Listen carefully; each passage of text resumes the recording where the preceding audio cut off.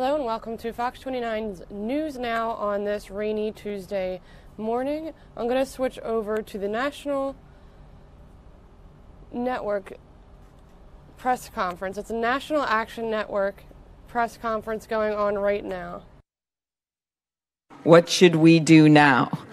And I wrote this guilt text back, and it said, you know what? You're staying at our friends tonight. This isn't going well. You've got to leave. The subway's still running, and you have a test tomorrow. That's what I wrote. She writes back, Mom, I mean our country. And that is the question literally that I have answered every single day since that election. What should we do now? And when you answer it with action, you win. You think about what happened from the day, that dark day of that inauguration. The day after that, right? Millions of people marched peacefully all over this country. The day after that, 4,000 women signed up to run for office. That happened. By day 10, when that mean-spirited refugee order came out, what happened? People spontaneously showed up at the airports, right? Peacefully protesting. Who does that on a Saturday night? They did that. You go to day 100, one of my favorite marches, the March for Science. My favorite sign. What do we want? Science. When do we want it? After peer review. You go forward to the summer. You go to the summer when we have this incredible fight over the Affordable Care Act, when the Fighting 48 Democrats, from Bernie Sanders all the way to Joe Manchin, stood together and said, no, we're not going to kick people off for their pre-existing conditions. We were joined by 3 brave Republicans, and guess what? We won, right?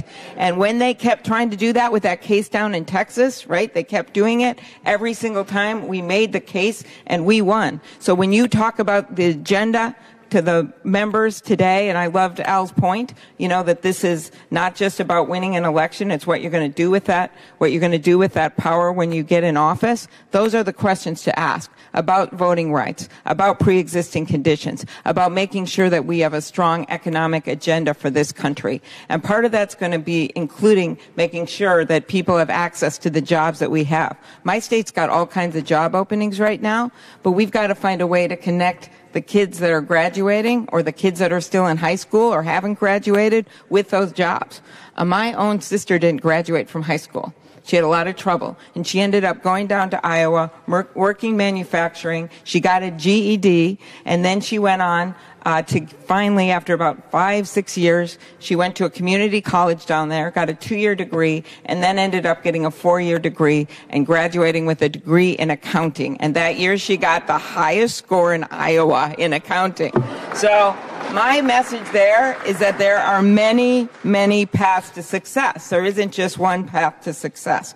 And that is the journey that we're on. You look at, we continue on.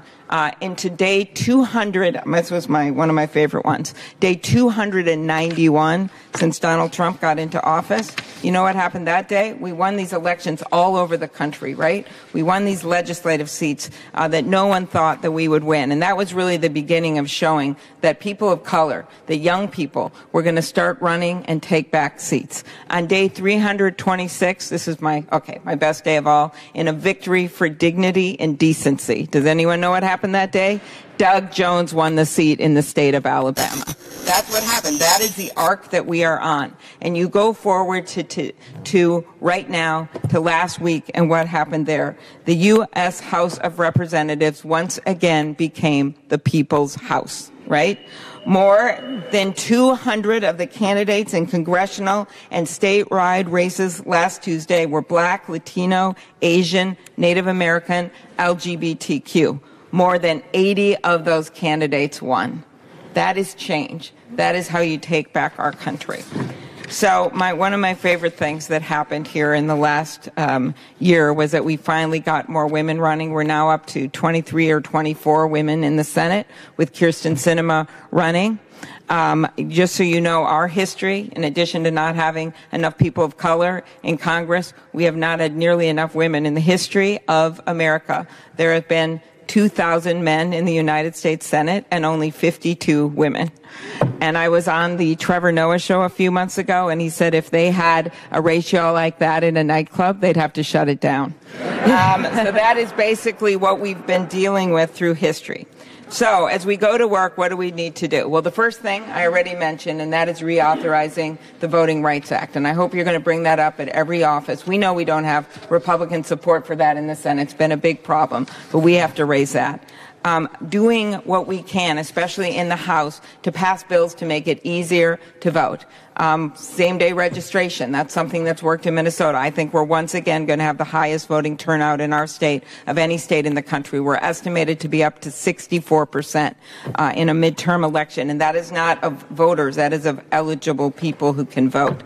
Getting the dark money out of politics. You saw the heinous ads that we saw all over the country, and the only way we really do that is by passing a constitutional amendment to overturn Citizens United.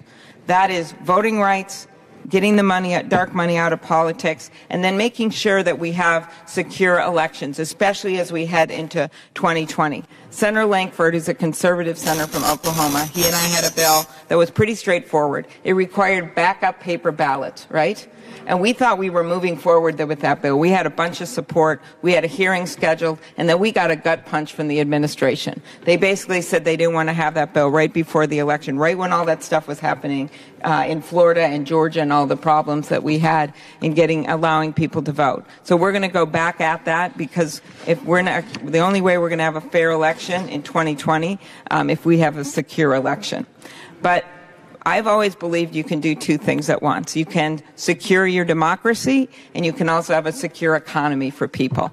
I think many times people try to pit those two issues against each other, civil rights, democracy versus the economy. And I think we have to do both of them. And one of the things this election showed us is that our candidates were running on an optimistic and economic agenda for this country where we leave no one behind. And that includes the Midwest. So as you know, in 2016, we had some real issues in the Midwest, right? Well, this time the Midwest came roaring back. Not in every state. We had some losses that were very sad for me, including my friends Claire McCaskill and Joe Donnelly. But we won big. We won back congressional seats in Iowa that no one thought we were going to have. We won and beat Scott Walker in the state of Wisconsin. We did that. Sherrod Brown won his race in Ohio. My husband is one of 6 kids and grew up in a trailer home. And they would get to go on one vacation every year in their station wagon. And their parents would drive them out there, and they would always go to, of course, they'd go get gas somewhere. And they would always try to make sure they counted each kid when the kids got back in the car, because a few times my husband, as a middle child, got left behind, right? So for me, the message of this election was we are never leaving the Midwest behind again at the gas station. And we were able to win in states that no one thought that we could win in, and win in districts that no one thought we could win. And we did that with this economic message. And that means things like raising the minimum wage, something we haven't done since I first got to the Senate. It means doing something with affordable housing. It means making sure that no one's left behind. And if you want to have a strong economy, everyone has to participate. And what does that mean? Criminal justice reform. And thanks to your group's work and Reverend Sharpton's work and so many others across the country, we are now heading into the possibility that we will get this passed before the end of the year to reduce the federal sentences. I was a Hennepin County attorney for years in Minnesota. That was my first elected job. And we always said, you know, we want to be like a business in that we want to be more efficient, but we don't want to be like a business in a lot of ways. And that is that we don't want to see repeat customers. And the way you make sure you don't have repeat customers is that you give people the help to get them out of the criminal justice system to begin with. And that means making sure that they're employable. That means making sure they get treatment. That means making sure they have housing. And we had a lot of success with using that model in our state and in our county. But that's what we have to do. And the last thing I want to mention as you look at the agenda and what we should moving forward on is immigration reform. This is something that is within reach. Why? Because one, it's a incredibly important issue for our country. We are a country that was built on immigrants. We are a country that believes that immigrants don't diminish America. They are America. And there is an economic imperative to work on immigration reform as well. And there's also a moral imperative. One story that I heard in Minnesota a few years ago at the worst of some of the anti-immigrant rhetoric, which we saw rev up again in this campaign, was a story of a family, and they went out to dinner. And they'd been in Minnesota for a long time, and they had little kids, and they'd never experienced any kind of slur at them, anti-immigrant slur. And they were at a restaurant, and this guy comes up to them and looks at them and says, "You four go home. You go home to where you came from." And the little girl looks up at her mom, and she says, "Mom, I don't want to go home. You said we could eat out tonight." You think of that words of that innocent child. She didn't even know what he was talking about because she only knew one home. And that was my state, and that was your state, and that was our country. So that is what we've had to deal with a president that says literally, after what we saw in Virginia, after that horrible white nationalist rally and that bloodshed, what did he say? He said there were two sides to this issue. There are not two sides when it comes to racism, when it comes to anti-immigrant. There is only one side, and that side is American side, and that side is our side. So I want to wish you well in your day today, going around and talking to your members of Congress. I think it is really important to congratulate the new members. If you get to meet them, they're probably still trying to find their offices, right? In the Senate, they put them in trailers, just so you know, at the beginning. But if you aren't able to see them, that you tell their staffs and you tell some of the people that have been here for a long time, especially, that this is the moment. We delivered in this election for the country delivered, but what matters is that there has to be action. And I think that the issues that we've laid out here today with health care and the pre-existing conditions, with doing something to make sure that we have a strong economy for everyone, to move forward on criminal justice reform, which literally might be right around the corner, and to certainly move forward with what we're seeing right now in Georgia and Florida on voting rights. That is an agenda that's doable. That is an agenda that people are crying out for. So let's get it done. Thank you, everyone. Give a hand, Senator Globuchar. Let me say this.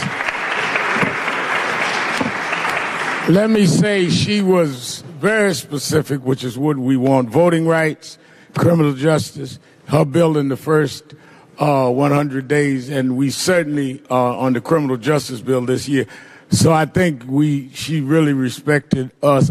I want her to know that as she has to make her leave, that I don't put a lot of pressure on people, but the rumors about who's going to run for president, she told me in the back, "Look, Al, I'm here to talk to the people specifics."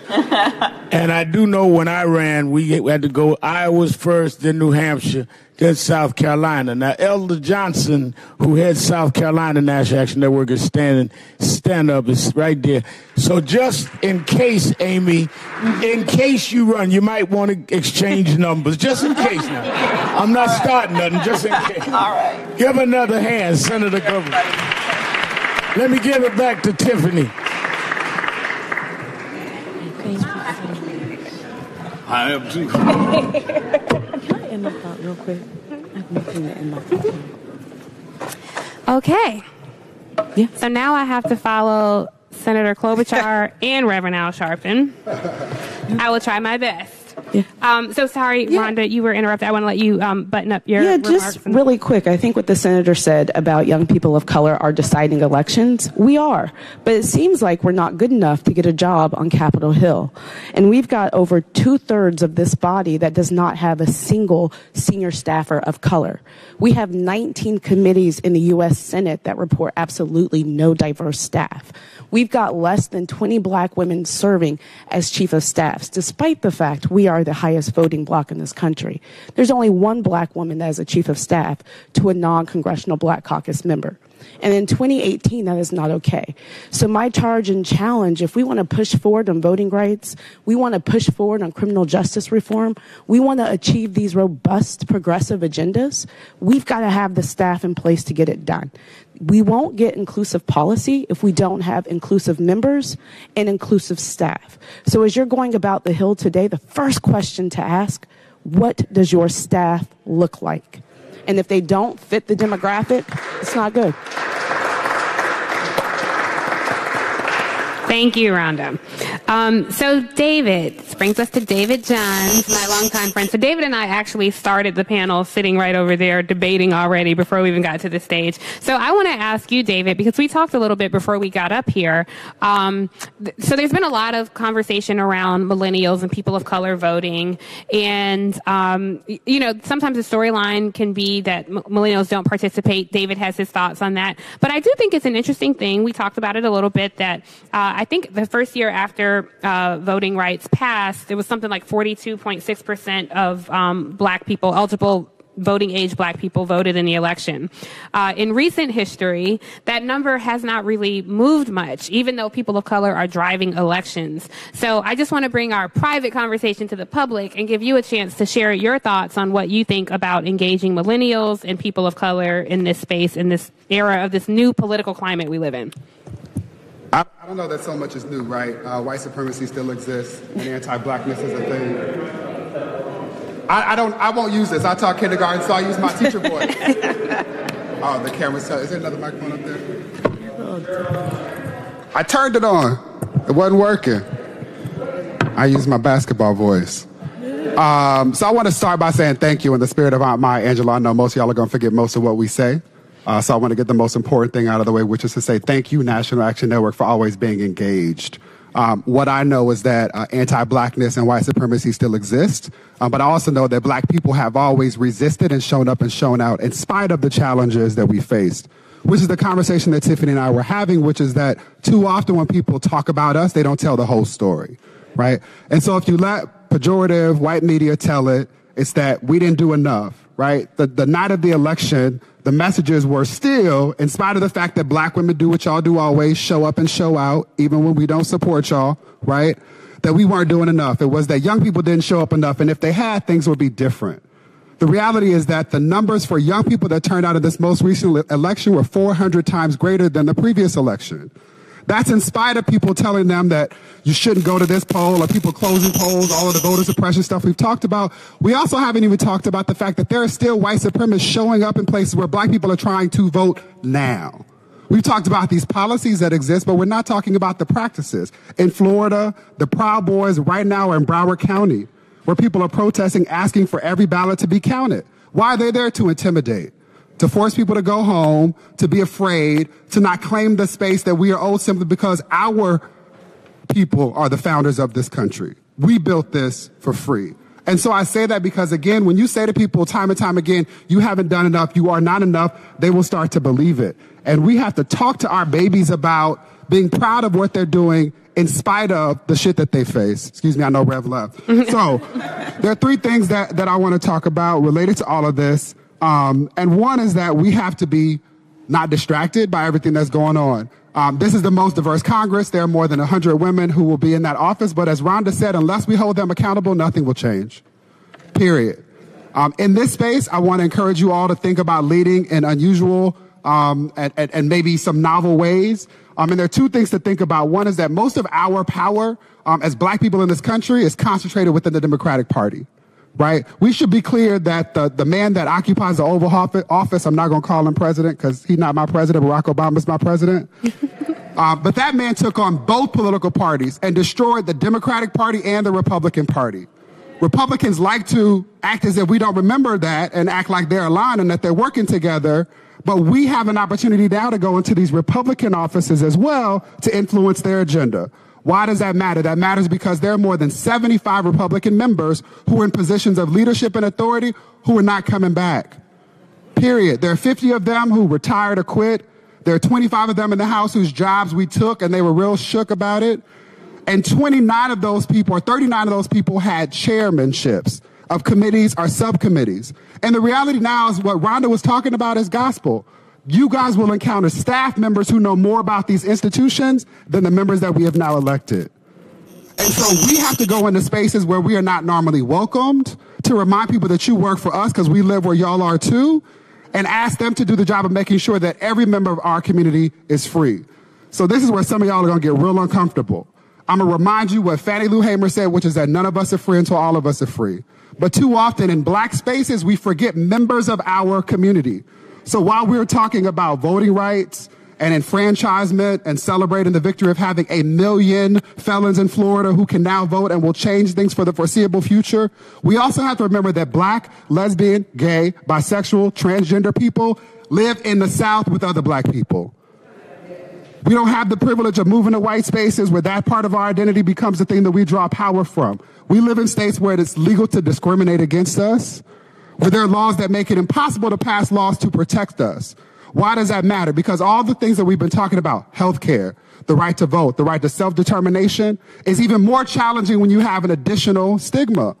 When you stand in the middle of intersectionality, all of the women of color in this room are nodding their heads because they know what I'm talking about, because they live in this world that's both black and female. I'm saying this to say that in this year alone, we have seen the death of 30 black trans women. Black women in the South, 8 of them in the state of Florida, and we don't talk about that. And so we're going to talk about all of us getting free and us moving to a point where our country owns up to our founding, then all of us have to be included. So we need to be asking for the Equality Act to be passed. We need to be talking about ensuring that all of our kids are safe. Don't forget that there's a white woman who is leading the Department of Education who knows nothing about education. Period. Right? We can't be distracted. We've talked a lot about the school to prison pipeline. There's also the school to sex trafficking pipeline that affects black girls who are disproportionately suspended and expelled. Catherine Lehman, who you all heard from, was also President Obama's civil rights enforcer. She's responsible for why we all know the statistic that says that for every one white boy who suspended or expelled K-12, the rate is 3 times higher for black boys. Few people ever acknowledge that it is 6 times higher for black girls. So there's a lot of work for us to continue to do, but I will end where I began, which is say that unless we get into these offices at every level, not just here on Capitol Hill, which is important, right, but at the local level as well, and hold people accountable over the next 2 years, all of these victories that we're celebrating now will be for naught. Thank you, David. And thank you, please.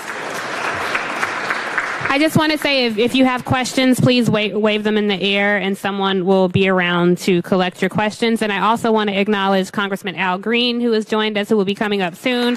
Going to acknowledge his presence being here. So I know we are running a bit behind schedule, and I want to try to keep us on schedule for the next panel. So I'm going to do one quick last round for our panelists who all have to go as well while we see if there are any questions. And just to thumbtack what you said, David, Sharice Davids, the first Native American, is also a lesbian elected to Congress. Kristen Sinema out of Arizona is the first openly bisexual woman elected to Congress. So again, these are historic times, and I just appreciate your remarks about that, because these issues have underlying meaning in the Black community when we talk about the intersection of civil rights and the LGBTQ community. So I thank you for raising that. Really quick, is there any questions before I give the panelists a chance to close us out?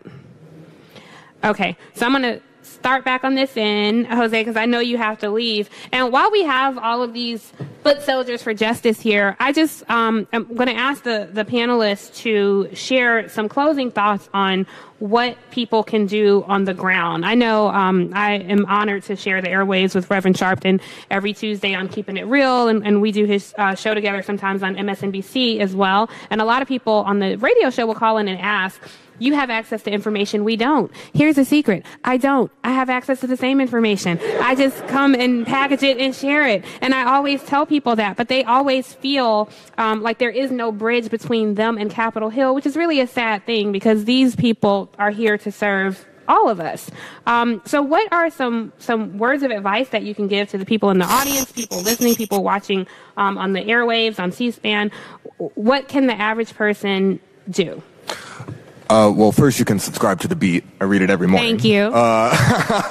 Good job. Secondly, less of a tactic, but more of an idea. I want you all to believe you are as great as the people in your life think you are. We have a tendency to go through what is called imposter syndrome, where we believe we are not as influential, we are not as smart, and we do not belong in certain spaces. I want to quote the next Congresswoman from Massachusetts, Ayanna Pressley: "We belong everywhere. We belong everywhere." And what I mean by that is that no one in this room, I believe, and I've had the chance to meet a couple of you, is so haughty, so arrogant so on their high horse about what they don't know. That's not us. That's not who you are. You go back to your communities. You constantly learn. Keep doing that. And what I would say is, going into these next couple of years, do not despair. Don't worry about the Beltway scuttlebutt. Focus on these local elections. Focus on these states where the voter disenfranchisement has been amped up to 11. The reason they are trying to take the vote away from us is because it matters. That is it. And it is worth fighting for. And it has been paid for in blood.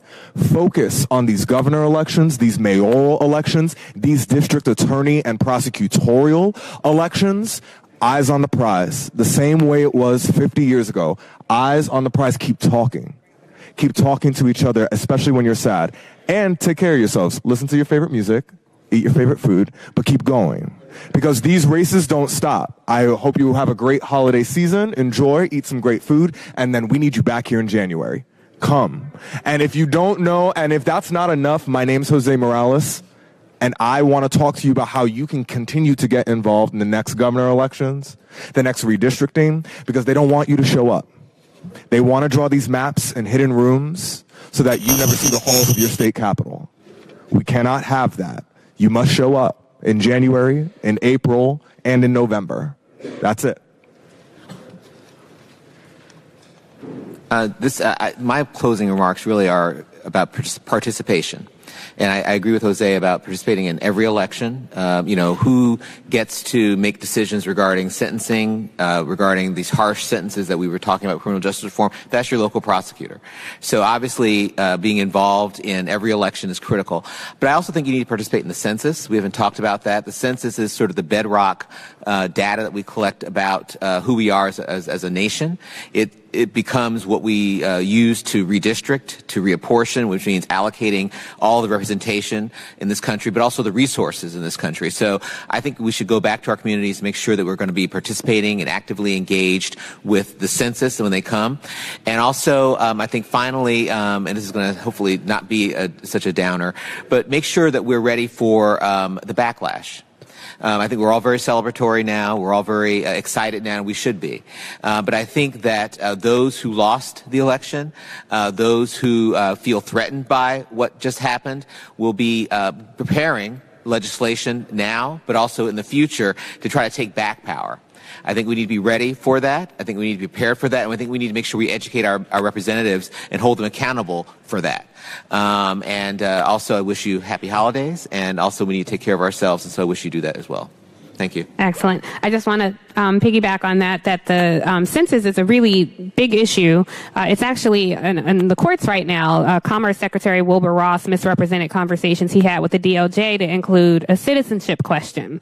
So we know why that citizenship question was included, or he wants it to be included, because that would discourage a lot of immigrants from participating, particularly undocumented immigrants, and the census determines resources all across the country. So that's a major issue. If you didn't know about it, it's probably because you don't subscribe to The Beat.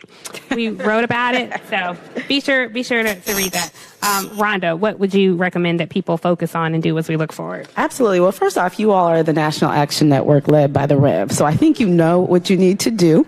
But what I want to use is this really quick moment as a chief of staff to just give you a little bit of tips as you go and you lobby, because yes, this is our moment. It is time to hold these new members and all of our elected officials accountable. When you go into these offices, I beg that you remember, we work for you. You do not work for us. We are elected because you chose to put us here, and we owe you a responsibility. So come into these offices ready to tell your story, to advocate about the issues that matter to you. Talk about your personal stories. When you're in front of these staffers, don't get caught up that it's not the member. As David said earlier, a lot of these staffers has been around for a long time, and they are the trusted advisor on the issues that you're talking about to that member. So utilize it as a serious moment, despite the fact you may be meeting with the legislative correspondent or legislative aide, because I assure you that person is going to make a decision. So tell your story, tell it with authenticity, relate it to the district or the state of the person that you're meeting with. If you come in and tell me that 80,000 people in Charlotte, Mecklenburg will lose their health care if we repeal the Affordable Care Act, guess what I'm going to do? Ensure that that does not happen. And we saw that happen with the ACA. We should have lost that battle. But folks like you came, told your story, were authentic, and related it to our districts and constituencies. And we protected the Affordable Care Act. So I look forward to you coming to our offices, holding us accountable, making your voices heard, and truly making us work on inclusive policy that moves our communities forward, because we can't afford it. And the last thing I would say, the next battle we have is the census. We cannot allow that to be jacked up, because that determines the money and the resources that come to our states and our districts. It determines how many elected officials we have in our various states. This is a fight worth fighting, that we have to fight, and we have to demand that Democratic members are in the front line of protecting the census. Okay, so David, I just want to say before you get started, there were two questions, and if you want to tackle them, that's fine. One is, how does the SCOTUS impeachment process work, the Supreme Court impeachment process?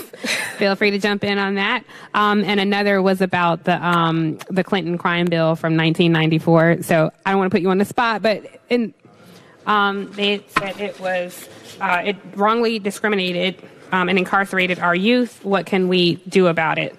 We don't have a lot of time for questions because we're behind schedule, but if you wanted to incorporate any answer. Whoever asked the last question about the crime bill, see Isaiah Wilson. He is a policy director for the National Black Justice Coalition. I want to honor, too, that we are having a conversation with the congregation, and y'all know what to do. So I just want to affirm what Rhonda said, which is to be brilliant, be beautiful, be black, and don't apologize for it. Know that it is the job of staff on Capitol Hill. Know that it is the job of staff on Capitol Hill to filter information, which is why Rhonda and the work she does is so important. I worked on the Senate Help Committee, the committee responsible for more than 40% of the legislation introduced in any given Congress. For 6 years, I was the only black man who did that job. It was my job to carry the water of our community. And so I want you all to know that when you're having conversations with people that don't look like us, who don't understand what it's like to be supported by the communities that conspire for our success, and to communicate to them that which you are asking them to do. Go in, be clear that it is not your job to have the data. There are organizations like mine that you can ask for the data in a follow-up meeting. You just go there and tell them what you need for them to do. The way that we talk about it on the Hill is to have an ask. Related to having available resources, I encourage you all to download our policy agenda. We also have the nation's only federal report card. We're the nation's only civil rights organization that released a report card for every branch of government. Isaiah put it together. Y'all tell him thank you. But you can take it to meetings and call people out for where they did vote or did not vote in ways that are in the best interest of our community. And then the last thing is that while we're having a lot of conversations about policy, we also have to show up in community for the least of these. And so I want to lift up the names of two young people who were our babies because they didn't ask to be born. They're Anthony Wall and Chiquisha Clemens. Anthony Wall, you might not know his name, but he's the young man who was choked outside of a Waffle House restaurant. I'm going to call it Awful House for the rest of the time that I'm here, after taking his sister to prom. White people were mad that he was simply taking up space. He was called the N-word, he was called a faggot, and he was choked and put in the backseat of a police car with a dog. I won't even get into the history of what that has meant for our country. Just this past week, he was found guilty of resisting arrest. The tragedy is that most of us don't even know that happened, that he had to go to court in the first place, that everybody at Waffle House and the police department has gone on about their white privileged lives, but this young man's life has been irreparably changed. And so we can show up for Anthony in the wake of all of this, knowing that, again, he is going to have to live with this for the rest of his life. On December 8th in Saraland, Alabama, Chiquisha Clemens is going to court. If you don't know Chiquisha's name, you might have seen her because she experienced the beginning stages of rape at the hands of 3 police officers in a Waffle House in Saraland, Alabama, for simply asking why was she charged for cutlery for a takeout order. Chiquisha also faces 2 misdemeanor charges, resisting arrest and disorderly conduct, and has to go to court on December 8th. And so again, while we're talking about policy, and a lot of people sometimes offer a prayer, it's really important for us to show and put our bodies on people, especially in the moments in which they need it most. Chiquisha said on a podcast that a sister of ours, Iffy Ike, hosts, is called Polity, that if she were dead, more people would be concerned with what's happening to her. But the reality is that she's living and she's struggling. And so I say that because it's important for us to tell our babies the truth about how we got here and the work that we need to do to get over. It's also why I need y'all to love on Dominique Sharpton, because in spite of the fact that she's pregnant, she's still running around here like she got to do everything. So again, I'm saying that to say let's cover our babies and make sure that we tell them the truth as well. Thank you, David. And I just, thank you. Yeah, by all means. I just want to say that the stories that David referenced, while those things are happening, and the cable news outlets are covering the latest asinine tweet from this president, remember that real lives are being impacted, not just by black people, but Latino people are facing a ridiculous amount of discrimination and police brutality. Asian Americans also have their own plight with discrimination. I get a lot of comments that people don't recognize Asian Americans as people of color. They are, and they face a lot of the same issues that we do. So we are really, truly stronger together. We cover all communities of color at The Beat, and I really hope you all will subscribe. And I just want to thank Reverend Sharpton again for the opportunity to have important conversations like this and elevate these issues consistently throughout his entire career. He said when an article, a piece that profiled him, when they called him an ambulance chaser, he said, "I'm not an ambulance chaser, I'm the ambulance." So with that, we bring Reverend Sharpton back to the stage.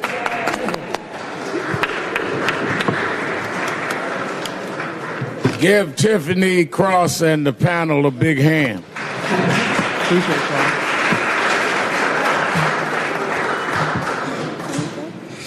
Let me say, as we move on, it is imperative that as the panels give you information and that as we do the visits, that we use that information. Because the idea is to really, in light of the midterm elections, to get specific commitments on where we're moving in the first 100 days. And I think that Senator Klobuchar did address that. We're going to have others. But again, we do not want to be taken for granted. That's why we're here. That's right. And that's why we've called our chapter leaders and you that are activists from around the country to be here. A week later, we just had the election last Tuesday. This Tuesday, we're here with you that have selected over 100 to come a week later to say that we want to know that we did not waste our time and our vote.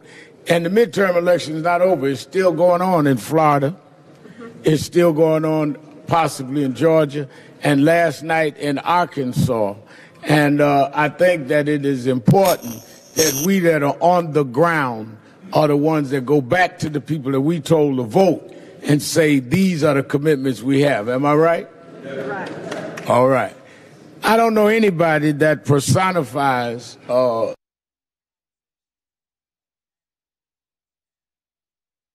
Okay, we will come back to that after this. The 76ers are welcoming Jimmy Butler in a trade. He has been traded to the 76ers in a package that will send Dario Saric, Robert Covington, Jared Bayless, and 2022 second-round draft pick to the Timberwolves. The Sixers will also receive Justin Patton, a 21-year-old center, in the deal. So this press conference introducing Jimmy Butler to the 76ers will be starting momentarily.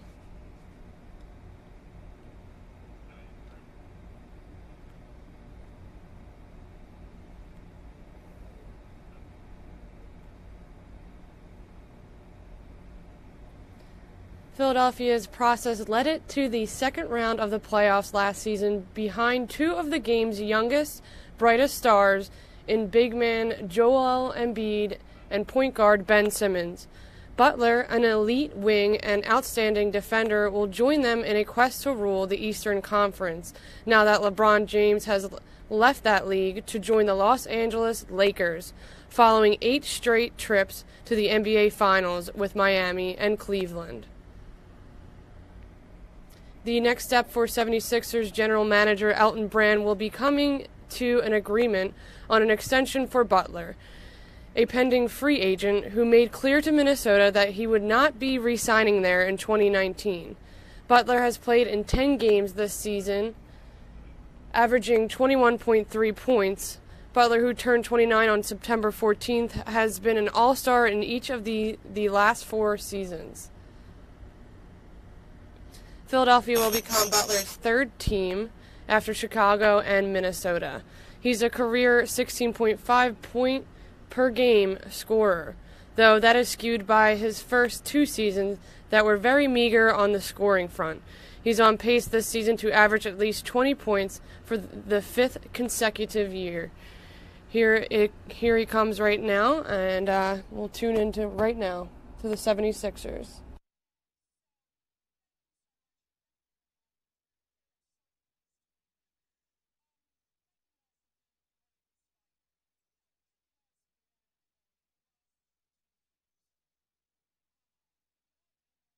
Good morning, everyone. It's a great day. Very excited to be here with Justin and Jimmy. Over the summer, Brett and I mentioned we were looking to add league talent to our young core. I remember sitting around in Las Vegas Summer League with a bunch of people here and talking about that. And I'm incredibly excited today to be able to welcome Jimmy and Justin to the city of Philadelphia. This is a city that loves fierce competitors and those who will push against all obstacles, find a way to win. That's the ethic that we built our team on. And Jimmy, obviously that's what you do every night on the court. So we're really excited to have you. In addition, Justin, former first-round pick, we're really excited to have you on the court when you're ready and healthy. Today, in addition, we say goodbye, sadly, to Bob, Dario, and Jared. Were instrumental in making our team competitive. Thank you all for your hard work and commitment to our organization and to the city of Philadelphia. We will miss you, and best of luck in your career. We know you'll do great. Elton, I'd like to commend you for your leadership in terms of making a move that further drives us towards our goal of bringing a championship to this city. And to our fans, you're the most passionate fans in the NBA. Night after night, you give us a huge advantage on the home court. We greatly appreciate your support. We couldn't do it without you. My commitment to this city is that I and our team will do our best to bring a championship to the city of Philadelphia. Today, I believe we're closer to that goal. In my opinion, we now have 3 of the top 20 players in the NBA. Jimmy is a gifted scorer, a ferocious defender, whose competitiveness fits our team, our culture, and our city. He's complementary to our young stars, Joel and Ben, as well as to the rest of our team. And Justin is a talented young player with tremendous potential. Coach Brown has a knack for player development, and we're excited and eager to see Justin's growth and development. Thank you all for being here today on this exciting day. We've just taken a big step forward in our goal, and I'll turn it over to Elton to say a few words. Thanks, Josh. Hello, everyone. Thank you for being here today. It's a big day for our franchise as we welcome Jimmy Butler and Justin Patton to Philadelphia. Before I get rolling, I want to take a minute to thank Cub, Dario, and Jared for all they did in their time in Philadelphia. They are friends, former teammates of mine, great guys. I know they continue to have productive careers. I wish them well, and we'll miss them, but I know they'll do well. That's the tough side of the business, but I made this move because I believe it's what's best for our team. We have a championship window, and it's important that we do whatever it takes to capitalize on it. So it's important to us to go get a superstar, to go get some young talent to help make that next step in achieving the championship. We have a great core, as we know, including Joel and Ben, and this trade gave us that opportunity to add an elite player like Jimmy Butler. Jimmy's one of the best players in the league, hands down, both ends of the floor. He can score, he can defend, and he loves to compete, and has a burning desire to win. His goals match ours and the city of Philadelphia. With Joel, Ben, and Jimmy, and the rest of our dynamic roster, we have a strong combination to take on the best teams in the NBA. In this deal, we also have the chance to bring in Justin, who is bright young talent and a former first-round pick. We're excited to watch his growth and development in the coming months. Lastly, I want to thank Josh Harris and David Blitzer for their support. Their commitment to bringing the championship to Philadelphia is clear, and their support in making this move further demonstrates that. Thanks again for everyone for being here, and with that said, we'll open it up for questions.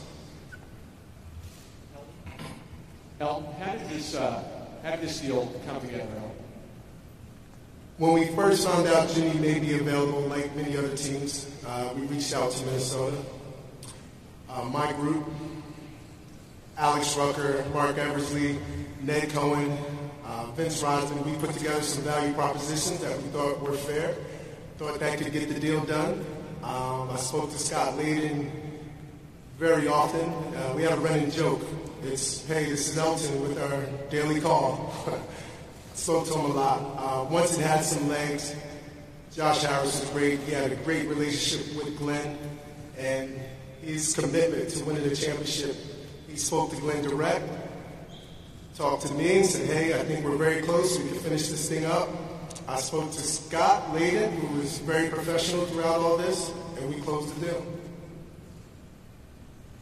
Hey, Jimmy, Kyle Newbeck from Philly Voice. There obviously were a lot of reports and a lot of speculation over the last couple of months about you as perhaps a teammate, your personality, and things like that. What would you want the fans of Philadelphia, the city of Philadelphia, to know about you as a person, not necessarily the basketball player? You really wouldn't know who I am unless you're around me every day. And for the most part, that's why I don't worry too much about what everybody says. If you know me, if you're around me, you know my heart, you know how I go about what I go about. I love my teammates. I don't think there's too many of them that tell you that I'm a bad teammate, but people get whatever they want to say out. It is what it is, but I think that I'm an incredible human being, teammate, and I'll show that to the guys that are here. Jamie Bodie from Channel 6 Action News. Can you tell us a little bit about what the past few days have been like for you, and how excited are you to be here in Philadelphia, and what kind of potential do you see here with the Sixers? The last few days have been moving so incredibly fast. As you can tell, I'm the only one up here without a suit on because the suit got here late this morning. So that's to start off one. I'm very excited. Obviously, the potential here with being in Joe and all the other guys on the roster, I think we can be really, really good. You know, when everybody buys in everything, we get that chemistry and all that good stuff rolling. We're going to win a lot of games. I know that this city thrives and loves guys that just compete and work hard and want to win. And if you haven't been able to tell by now, I think I'm that guy that just competes and just wants to win at a very high level. So I look forward to it. Jimmy, Kai Carlin, 1400 WOND. Have you thought about the defensive potential you are right now with Joel and Ben? I cannot see where you saw. I wasn't really listening to it. Oh, okay. Back here, bro. Repeat that, please. Can you repeat it? Have you thought about the defensive potential you have with both Joel and Ben, the length you guys have? Yeah, I was actually watching them play last night, and I like the way that they were able to switch a lot of different things on the floor at any given time. Obviously, I love the guard. Those guys have some really long arms. They're strong. They get the basketball game on a mental level. So whenever you have that, the defense is going to come. It's going to be easy. If everybody's bought into it, get back, rebound. They're one of the fastest-paced teams. So I think the offense is going to come with time. Ian Begley, ESPN.com, against Elton and Josh. Obviously, Jimmy could be a free agent this summer. Do you guys view this as a short-term rental or more of a long-term opposition? I know, of course, Jimmy is signed this year and next year. He has an opportunity to opt out this summer. We hope he sees a fit here. We hope that we see the fit there this season because we know what kind of talent he is. He's a superstar player, so we're definitely looking forward to having those discussions, but we can't have those yet. Jimmy, Zach Gelb, CBS Sports Radio. Just from afar, what are your impressions of Markelle Fultz? And as a teammate, with your experiences, how do you try to help him reach his maximum potential? He's a talented young player. I think that from what I can tell, a lot of things are mental. In this league, I think 90% of it is mental. If you think you can do something, you really can. I know how hard he works because I'm in LA and I know that he comes by there and trains. I know some of the people that know him and they tell me how great he wants to be. So, as long as he's going hard and giving his all every day, the guy has my respect. I just want him to go out there and play hard, be who he is, stick to his strengths, and I know he's just going to thrive. He's going to be successful. Hey, Jimmy, John Clark with NBC Sports Philadelphia. How do you think you will mesh offensively, and after talking to Joel and Ben, the way you go about scoring mixing it together, how do you think it'll mesh? Offense is easy. You shoot the ball when you're open. You can drive it, you drive it. If you're not, you pass it. I think that we have a really unselfish group of guys who are going to make that extra pass. You know, if JJ's open and I'm open on the three, I would pray that they throw the ball to JJ instead of me. So I think when you have guys like that, offense is going to be the easy part of it. Jimmy, right here. Crystal Rich, NBC Sports Philly. Welcome to Philly. Jesse, welcome to Philly. The fans are really excited to have you. They are already declaring you, Ben, Joel, the big three. What's your reaction when you hear that and going forward? Since you said you watched the game last night, have you see yourself meshing with those guys on the hardwood? I like the sound of it. It sounds really good, and I just got to go out there and make some things happen. Talk is just that. It's just talk. When we get out there and play together, I think it'll be a different story. Hopefully a good one that ends with a happy ending. But I think that when guys get out there and they know how to play basketball, which everybody on this roster does, it's all going to fall in place. I don't think that anybody's going to step on anybody's toes. I think everybody still has the same job to do. Everybody's expected to be the player that they always have been. That's why I think it's going to be so simple. Anthony Gilbert, NJ.com. My question is for Elton Brand. Elton, the trade was 3 players for 2. So according to that, you still have 1 roster spot that will be a guaranteed NBA contract. Can you shed some light about that potential next move? Yeah, despite what's been reported, we're going to take our time and evaluate the landscape. We feel that we can actually add an important piece to that roster spot, so we're not in a rush. Nothing's imminent right now, but we think we can use that to do some real damage and help our team. Jimmy, Brian Seltzer, Sixers.com over here. You've accomplished a lot in your career. Can you tell us just how much your desire is burning to win a championship? Where does that rank on your list of priorities? That's above any and everything. I think that's the reason why everybody plays this game, is to win a championship. I mean, MVPs are great, scoring titles are great, defensive player of the year, great. But that trophy, getting that ring, knowing that at that point in time you're the best team in the world, that's special. All I ever wanted to do is win at any and every level. I have a new opportunity to do that here, and that's the goal. That will always be the goal. Jimmy, Kristen Rogers, Fox 29, right here. What was your outside perspective and perception of the Sixers culture, and how do you think you can add to it now? Just how hard they play. I think that's the one thing that you notice more than anything. And of course, Joe on social media is a special work of art. But they play so incredibly hard. They want to win.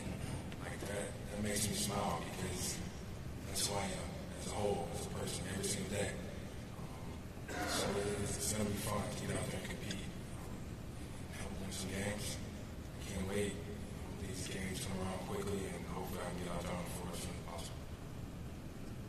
Jessica Camarado for Basketball Insiders. Jimmy, going back to these crazy past few days for you, how initially did you find out about the trade, and what was your first reaction when you heard the news? How I initially find out? I mean, it's crazy because it seems like everybody knows before the people that are supposed to know. And my phone was blowing up, and I was only waiting on 2 people to tell me that, hey, this is what's going on.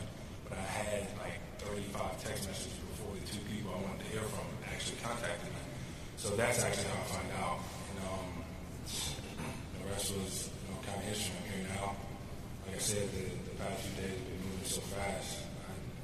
I just want to hoop. I just want to play basketball. That's what I love to do. That's what I've done for the longest time now. I'm excited about this opportunity.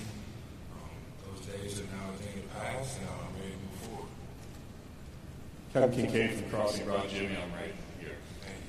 I was wondering if you could get into a little bit more detail on the offense, because the Sixers are kind of an up-tempo team that likes to run and gun, pass the ball around, a motion offense. Not a lot of ISO, not a lot of pick and roll. Specifically, how you feel like you fit into that, and how that compares to what you're doing in Minnesota. It's different, I won't lie. I think I had the ball a lot whenever I was in Minnesota. style of basketball that's played here. That was just what I was asked to do when I was there. I don't think that that's a problem. I think I'm great at sharing the ball, moving out the ball. If I need the ball, I'll go steal it, go to the other end and lay it up. I'll go get an offensive rebound. There's more than one way to get the ball. And I think the way that these guys play, sharing the ball, same string, slip, and all that good stuff, I think that's actually easier than, having to create all the time in ISO situation and off the big roll. Jimmy, Howard Esky, WIP Radio, and Fox 29. I saw an interview on ESPN, I think it was the beginning of the season. You said it's not about the money. So does that come into play? Is it the city? Is it the team? And how much does the money come into play? Because obviously that'll be a factor at the end of the year. And it's not. Like, I already got enough money to have me and my family set for the rest of my life. Like, it's not about the money. Like, I got to be able to love where I'm at and have a great chance to win the championship. I think, for me, that's what it's about. I think this city is going to be absolutely amazing from the things that I've heard. Obviously, I've played here as a away team plenty. I love what Josh and Elton are doing. I think they're doing it the right way. That's what matters. The people that are around here and how everybody is treated, because basketball is just one part of it. But to know that you're wanted and that you're always going to be taken care of, your people are always going to be taken care of, I think that's what matters most to me and a lot of the people in the league. Jimmy, in the front here, Sarah Todd with the Philadelphia Inquirer. I'm wondering if you've had any conversations with Ben or Joel since the trade happened and what those conversations have been like. And then secondly, for you and for Elton, you said not many of your teammates would say that you're a bad teammate and that, people don't know you unless they're around you. So with the idea, a lot of the criticism is concern that you would come to a team that it would be dramatic or there would be drama in the locker room. What do you say to try to quell maybe some of those concerns? And Elton, with the situation in Minnesota, how did you kind of suss out what the real situation was?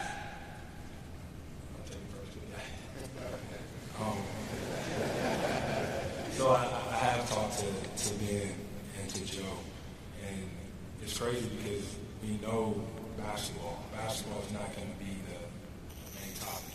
Everybody's just excited. We're excited to have you. I'm excited to be a part of the team, ready to get rocking, like all that good stuff. Kind of basically kind of ends because they got to get ready for a game. I'm doing Lord knows what, media, working out, all that good stuff. But the funny part about it is all you hear is sources say it. You never hear a player say it. And I think if a player had a problem with anything, that they would. That's how I feel about the situation. And unless everybody in my past locker room was just that fake, I don't think that I was that big of a problem at all. Even after I was moved, I still had great conversations with them, wishing them luck because they're incredible players, but even better human beings. I'll leave it at that. All the sources and the sources say, I'm pretty sure the sources still say here as well. So I spoke to many of Jimmy's teammates, ex-coaches, management staff, and what I got out of it was what he just alluded to. In the locker room, they loved him. Now, on the court, he's demanding, he wants to win, and I can deal with that. Our organization can deal with that. Our players can deal with that because they want to win. But talk to many of his teammates. It's like, he's great. We love him in the locker room. On the court, he's demanding, and he wanted to win. He pushed me to be better, is what I was hearing. So it was an easy call for me.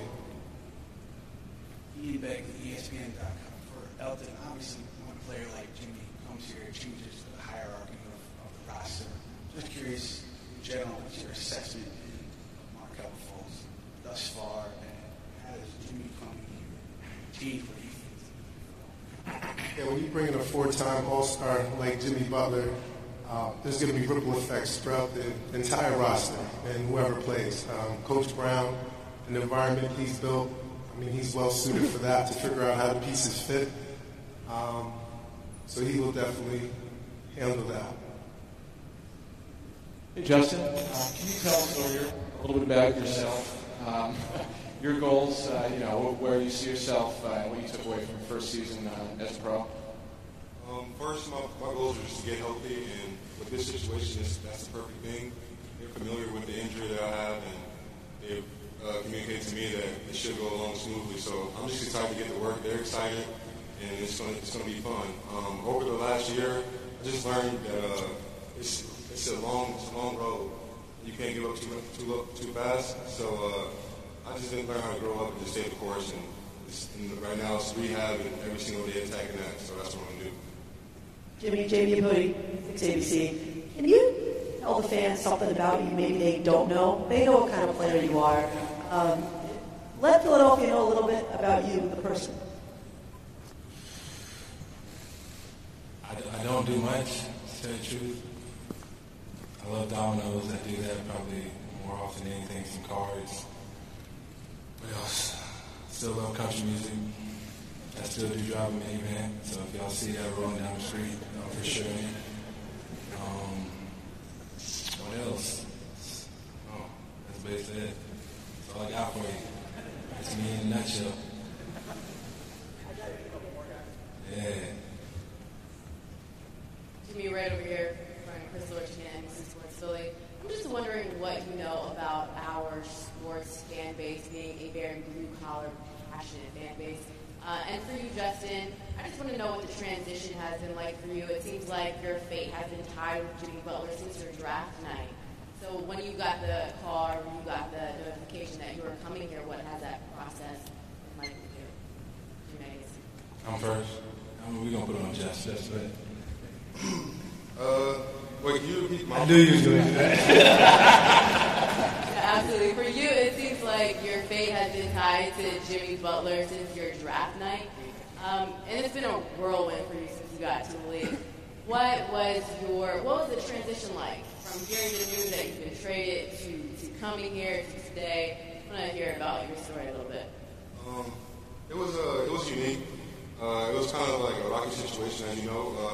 But when the news came out and then found out I was going with Jimmy, it was meant to be because he's a hard worker. He's a good leader to follow. So I know going into the situation, if I just look at what he's doing and follow his route, and as I did in my last year, I want to be in the right place. So when you got a leader like him, it's going to make the transition easy for myself.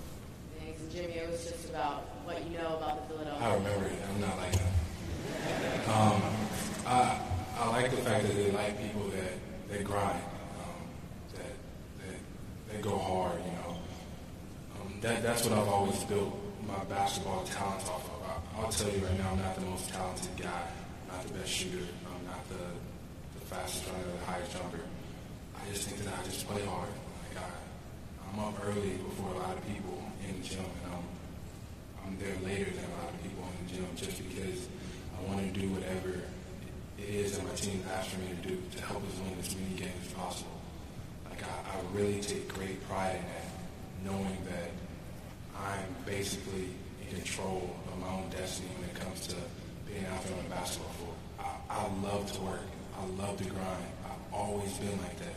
It doesn't change now. If anything, I just take it up a notch. I think the city's going to love that about me. I'm excited, like I've said probably a countless amount of times as we're talking to this microphone, but I am excited. Jimmy Straight back, Anthony Gilbert, NJ.com. My question for you is, the Sixers have a need for jump shooting. They need someone who can knock down consistent jump shots. So given your skill set, the fact that you're a self-made man, can you talk a little bit about what you can bring immediately to address that situation? I think I can put the ball in the basket, whether it be a jump shot, layup, post up, in transition. We'll find ways to make things work.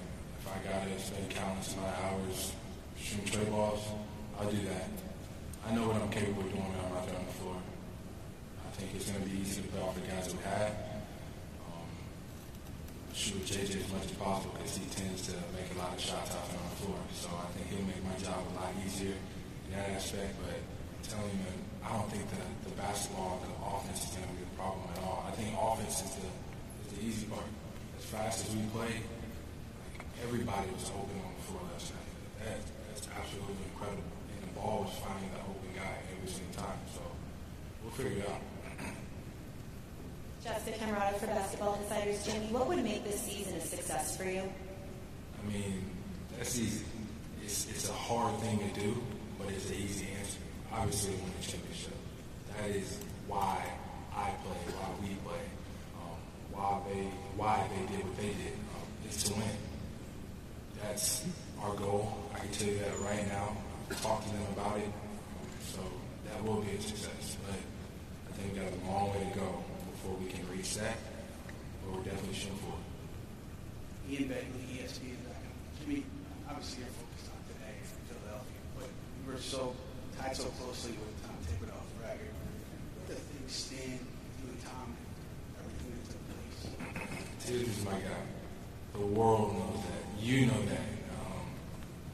It was hard going through that with Tibbs, but he knew what it was for the most part. I have so much respect for him, the organization, the players that they have. It just didn't work out. That's part of it. It's part of the business. It's part of life. I still wish them the best. I still talk to those guys. I will continually talk to those guys. If any of them need my help, I'm always trying to help them to the best of my ability. But when we go up against them, they're the enemy.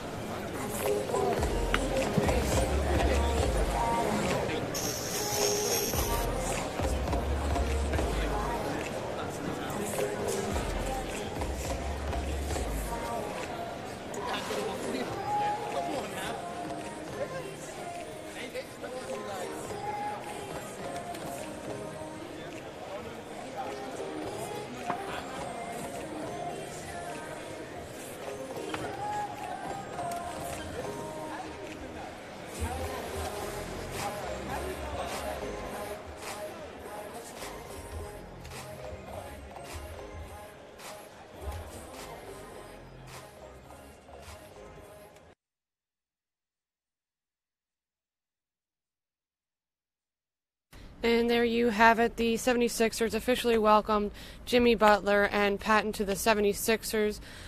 Jimmy Butler, a good quote from the conference was, he says it's not about the money, he wants a championship, and he thinks that it can happen here in Philadelphia. He likes how hard they play, and he loves, from an outside perspective, he's seen Joel Embiid on social media, and he describes him as a special work of art. So that was a funny little blip there. If you check out Kristen Rogers' Twitter, she has some highlights from the press conference and some pictures of him officially coming into Philadelphia today.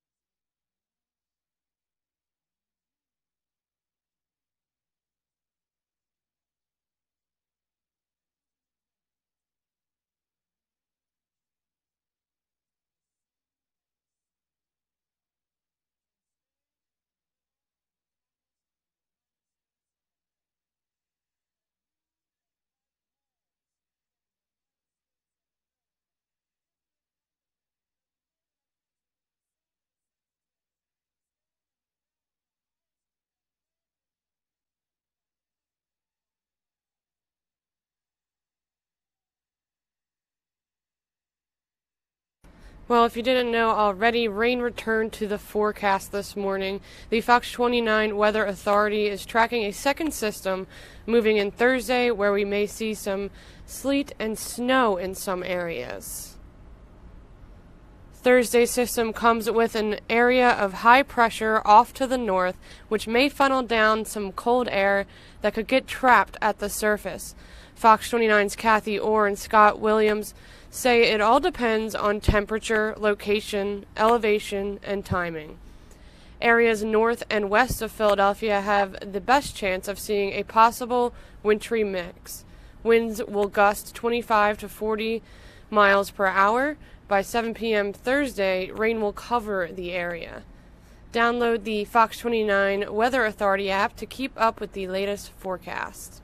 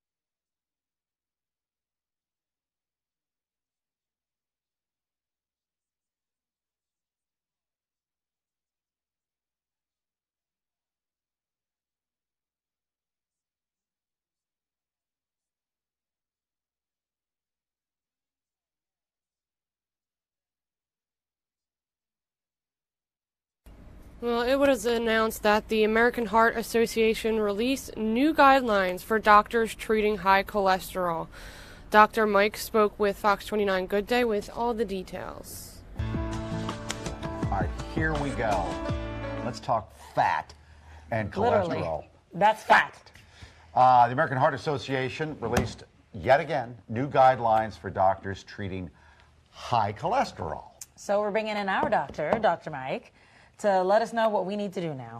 Well, the new guidelines, and these are new since 2013, basically emphasize the fact that we need to start early, even as early as age 2. Get out. Yes. If there's a family history, if your father died or had a heart attack at 39, you want to be all over these kids because your best defense is a strong offense. No, I get that, but okay. What kind of things do you do at age 2, though? Well, could a 2-year-old have high cholesterol? Oh, sure. It can be genetic. So we always think about high cholesterol being because we eat a lot of fast food, stuff like that. But there's also genetic components.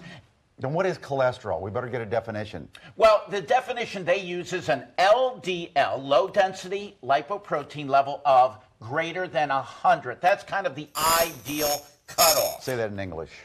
Your cholesterol level is 100. So not your total cholesterol, not your triglycerides, not your HDL, but the compilation of all of them leading to the LDL. That's what we look at now. How do I know my cholesterol level? You come to me and I get blood tests, which I know you love, the two of you. And you'd find out instantly by looking at my blood. Right. Now, I have a picture because the other thing that they are looking at with these new guidelines is not, we talk about lifestyle, lifespan adherence. We want to look at the whole life across the span. Now, let's look. We don't have that. Well, anyway, there's a test that we have called the cardiac calcium CAT scan, and that helps in intermediate and high-risk people to see whether or not you have plaque. I've done it on a number of people at this station. We got here an artery. This is like a little artery. Let me show it here. Right. See, the blood's running through there. This is a coronary artery. It's beautiful. What's the yellow goo? That is a big plaque, and you have narrowing of the artery, and this red part is actually a hemorrhage. Okay. You have a... How did we get the yellow? What causes that yellow? Genetics, diabetes, obesity, eating bad food, and cholesterol being too high, and inflammation. So it just starts to build up and block. It builds up, and then you can lead to a rupture, and that can cause a heart attack. And I want everyone out there listening, I want you all to be around. You got to put money into your health 401k. Let's do it. It's a new year. Let's start and make a whole new you. I need it. We're going to renovate you. Thank you, Dr. Mike. I love you.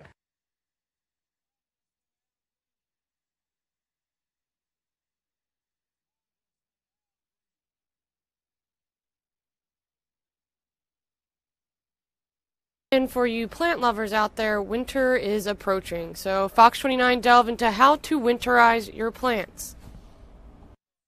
All right, so... No, your plants will, of course, be affected by the cold weather. I don't know how much snow we're going to get, but certainly shrubs. I don't have tropical plants like that, but I would like to. So let's fix this up. Thomas Drayton is live with the Primax Garden Center, Glenside. Ooh, that's a long drive. Hi, you wanna miss? Yeah, it's about an hour you drive. That sounds like something you need to speak to your doctor about. All right, I have no shame. My green thumb, it is officially brown. I pull into the driveway and I forget all about my garden because that's what a lot of us do, right? The colder temperatures, the last thing we want to do is actually be out in the yard, which is why we brought in Michael Carr. He is the expert in everything green. Good morning, my friend. Good morning. It's not too late, is it? It's not too late. We've had a crazy season, a lot of rain and stuff. It's getting there.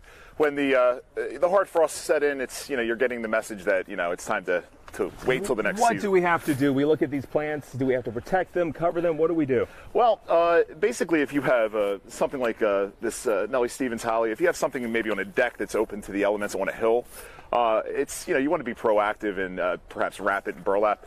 Something like this. Easy to do. You can pick up at any craft store. Yeah, you can get these pretty much anywhere.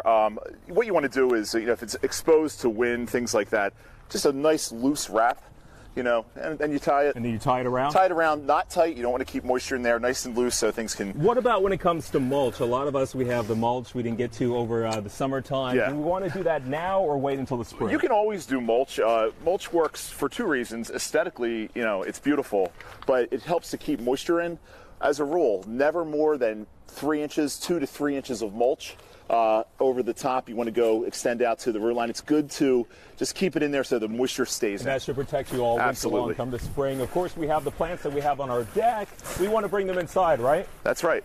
Plants like these right here? Yep, the croton. You want to, as soon as you hear the first frost warnings, again, being proactive, bring them in. But you know what you worry about? The bugs. The bugs, yeah. That's a constant problem. A very easy solution is a water bath, basically. So easy to do. You can take something like this bucket. You can use your bathtub. About 30 minutes in room temperature water. And basically, you want to soak the plant, bring it up to the dirt line. If you have a rock or something like that, something to hold it in place.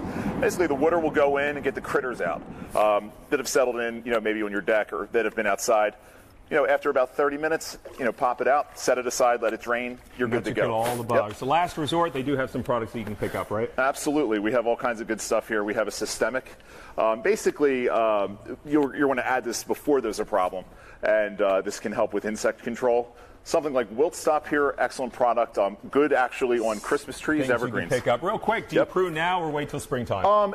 Springtime is the best because the energy comes out. You can do a little bit, but it's really best to wait till Michael Carr keeping us in the know. We're going to have a beautiful garden come spring. Thank you so much. Alex, I'm going to send it back to you. When Mike returns, I know he had to run out real quick. Tell him that I went by his house. I did rescue some of his plants. It's in the plant emergency room right now. We'll see if we can bring it back to life. Fingers crossed. Though. Okay, I'm crossing my fingers too. There may be no help with that. Okay, thanks, Thomas.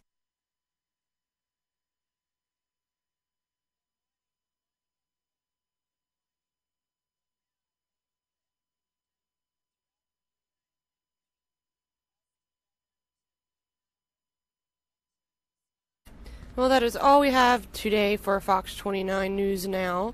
Be sure to tune in to our broadcasts at 5, 6, 10, and 11 tonight, and check us out on Facebook and Twitter for all the latest and breaking news. You can join us again tomorrow around 10 a.m. And once again, welcome Jimmy Butler and Justin Patton to the 76ers. Trust the process.